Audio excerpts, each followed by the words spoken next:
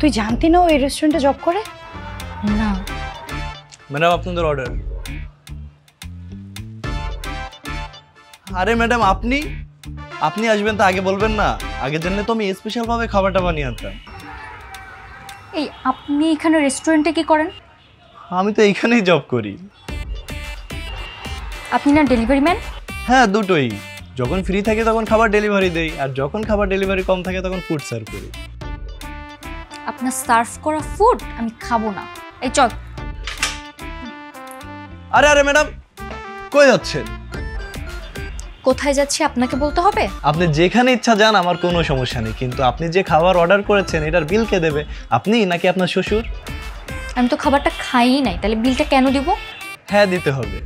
বিড়ালের উপর রাগ করে খাবার না খেলে বিড়ালের কোনো ক্ষতি হয় না, ক্ষতি হয় মনিবের।